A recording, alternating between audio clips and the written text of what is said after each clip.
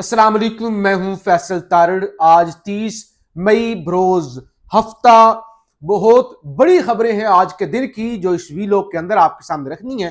खास तौर पे जहर किसको दिया गया है और किसने दिया है। सोहेल अफरीदी ने क्या खत लिखा है। नून लीग ने अपने ऊपर, क्योंकि नून लीग का ये खासा है ना, हमेशा अपने ऊपर खुदकश हमला करते हैं। तो क्या हमला किया गया है अडियाला से, क्या तशवीशनाक खबरें आ रही हैं, क्या शर्मनाक चीजें रिपोर्ट हो रही हैं, वो भी आपके सामने रखनी है। आपसे गुजारिश है इस चैनल को जरूर सब्सक्राइब करें और फीडबैक जरूर दिया करें। बहुत बड़ी खबरें हैं सियासी मामलात को लेकर, लेकिन जरा मैं एक और जरा लाइटर नोट पर चीजें कुछ आपके सामने रखूं। एक जी हकीम साहब है, हकीम बाबर, और गालिबन इनका क्लिनिक जो भी है वो रावलपिंडी के अंदर है। ये फेमस क्यों हुए? फेमस इसलिए हुए कि ये हकीम साहब से कोई 60 साल की उम्र के और एक इन्होंने कोई 25-26 साल की दोशीजा के साथ शादी कर ली। ठीक है, हकीम साहब ने कर ली शादी, उनकी मर्जी है, वो 10 और शादियां कर ले। लेकिन हकीम साहब ने उस बीवी को पकड़कर ऐसे सोशल मीडिया पे टिकटॉकें आ रही हैं, इंटरव्यूज आ रहे हैं, और हकीम साहब की कहीं पर लस्सी पीने भी जाते हैं तो वो बीवी को साथ लेकर जाते हैं। उनकी मर्जी है भाई, उनकी बीवी है, उनकी प्रॉपर्टी है, वो जिधर मर्जी लेके जाएं। लेकिन सारे पाकिस्तान की एक तहजीब है। लेकिन ये हकीमों का बड़ा मसला है। ये हकीम शादियां करते हैं और उसके बाद मशहूरियां करते हैं, उसके बाद पैसा कमाते हैं, दवाइयां बेचते हैं। जाहिर है ये भी एक धंधा है पाकिस्तान के अंदर। अब हकीम बाबर साहब क्योंकि नामवर शख्सियत है भाई, नामवर शख्सियत है। इस मुल्क के अंदर सबसे बड़ी नामवर शख्सियत कौन होगी? कोई पीएचडी स्कॉलर, कोई इंजीनियर, कोई साइंसदान? नहीं भाई, सबसे बड़ी मोतबेर वो शख्सियत होगी जो कोई टिकटॉकर होगा। अब हकीम साहब भी टिकटॉकर हैं। हकीम साहब जनाब ईद मनाने के लिए गए संबड़ियाल के इलाके में किसी अपने गांव के अंदर। हकीम साहब के मुताबिक, क्योंकि हकीम साहब हैं ब्रांड, इलाके के लोगों ने सफदर उर्फ सप्फू, यानी गांव के अंदर किसी का सफदर नाम हो तो उसका निक नेम सप्फू, यानी ये गांव के अंदर ज्यादा होता है कि उल्टे नाम ज्यादा बुलाए जाते हैं। अच्छा, वो जी सप्पू के घर चले गए। हकीम साहब के मुताबिक मेरी बीवी को बोतल दी गई और मुझे जो है वो जूस दिया गया। तो अब जूस मैंने पिया, मैं उधर ही गिरना शुरू हो गया और मैं अब मुझे अस्पताल हूं, मेरा मैदा वाश हुआ संबड़ियाल के अंदर।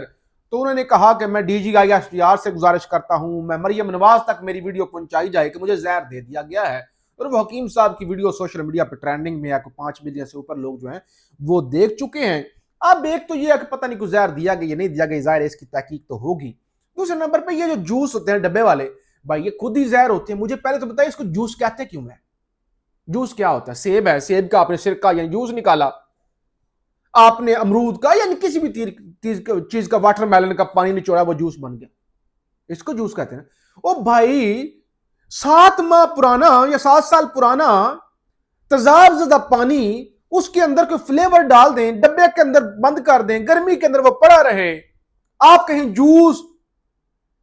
ये तो हुकूमत को वैसे ही ऐसी चीजों पर पाबंदी लगानी चाहिए, ये तो जहर बन चुके होते हैं। बहरहाल हकीम साहब इस वक्त अस्पताल के अंदर पड़े हुए हैं और वो गुजारिश उन्होंने की है कि भाई ये आवाज मरियम बीबी तक पहुंचाएं। मैंने कहा चले पहुंचा दूं, अगर मरियम बीबी की अपनी सर्जरी हुई है, अपने वो भाई मरियम बीबी खुद इतनी मेहनत कर रही है, हकीम साहब की तरफ उनका क्या ही तो ध्यान जाएगा। वो तो उनकी मेजर सर्जरी हुई ईद वाले दिन, सर्जरी होती गई, पहली चीज जो उन्होंने बोली, पहली मरियम औरंगजेब के मुताबिक उन्होंने कहा, ये बल्कि पढ़ के भी सुना देता हूं, इधर लिखा हुआ था कहीं पे मेरे पास था। मरियम बीबी ने कहा कि वो बीबी ने कहा ईद के मौके पे सफाई हो रही है। तो भाई पूरा मुल्क खा गए हो, पेट्रोल महंगा, डीजल महंगा, बिजली महंगी, अरबों खरबों के कर्जे, भाई यूरोप बना दिया पाकिस्तान को सफाई करके। ठीक है जी, वो मैं भी अभी गांव में था, मुख्तलिफ साथ के जो गांव शाव हैं उनसे पूछा कुछ सफाई शफाई का अच्छा इंतजाम है? उनका भाई आते हैं, वो सुथरा पंजाब की टीम आती है, एक आधी गली साफ करती है, तस्वीरें बनाती है, कहते हैं हाजिरी ला गई और निकल देना। तो बहरहाल इस पर क्या ही ज्यादा बात करनी। आज जो दिन को तमाशा लगा, आज जो दिन को तमाशा लगा, मैं रिपोर्ट नहीं कर सका। असल में ये होता है, ये जो ईद के दिन होते हैं तो आप बहुत ज्यादा टाइम पर वीलॉग नहीं कर सकते, टाइम पर रिपोर्ट नहीं कर पाते, दीगर भी निजी आपकी मसरूफियात होती हैं। तो खबर जो थी जी, असद कैसर कल जुनैद अकबर को रोका था, उधर सुबह बदर किया था गिलगित बल्तिस्तान के अंदर। आज गाड़ियों की लंबी लाइनें लगी हुई थी, सैकड़ों हजारों गाड़ियां। जी असद कैसर को गिलगित बल्तिस्तान नहीं पहुंचने देना। फिर उसी में वो साद रफीक साहब ने भी कहा मैं भी नहीं पहुंच सका क्योंकि रास्ता बंद था, खाली जहाज गए, बेशुमार लोगों की टिकटें जो है वो जाया हो गई। भाई असद कैसर कौन सी तोप चीज है, मुझे पहले ये बताएं। अगर असद कैसर चले भी जाते, कौन सा शोला बयान है भाई असद कैसर को। मैं तो ही नहीं कर रहा असद कैसर साहब की, मैं वैसे कह रहा हूं कौन से भाई वो 30 मार खान है, कौन से टीपू सुल्तान है कि टीपू सुल्तान ने अगर गिलगित बल्तिस्तान पहुंच जाना था, कोई क्यामत आ जानी थी, जो पूरा इंटरनेशनल एयरपोर्ट मफलूज बुला दिया गया, कई ओवरसीज नहीं जा सके, कई फॉरेनर्स नहीं जा सके। यानी एक तो ये खौफ है ना कि गिलगित बल्तिस्तान के अंदर अगर पीटीआई पहुंच की कैंपेन ना हो जाए, तो भाई उनकी कैंपेन आपने खुद कर दी, आपने खुद का हमला किया है।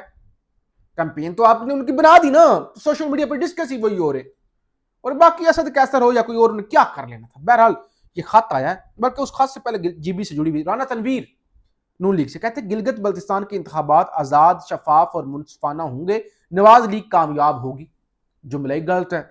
अगर नवाज लीग ने कामयाब होना है तो इसका मतलब फिर इंतखाबात तो मुनसफाना नहीं होंगे, आजाद भी नहीं होंगे, शफाफ भी नहीं होंगे।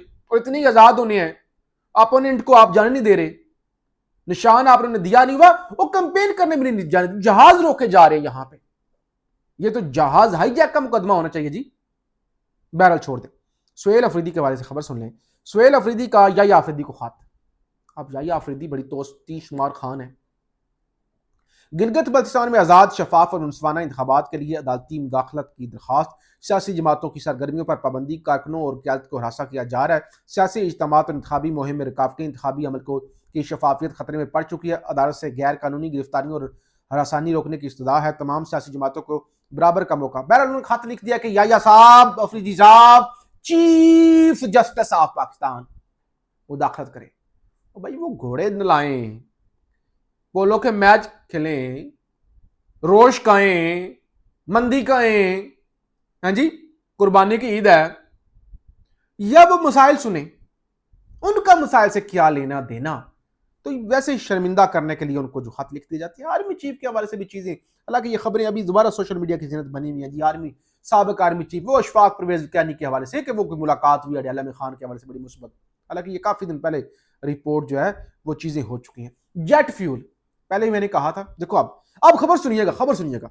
जेट फ्यूल की कीमत में 48 रुपए 80 पैसे फी लीटर कमी, नई कीमत 283 रुपए 52 पैसे। यानी जेट फ्यूल जहां जिस पे जहाज उड़ते हैं वो 283 रुपए अगर हो सकता है, तो इसका मतलब ये पेट्रोल भी 283 का हो सकता है।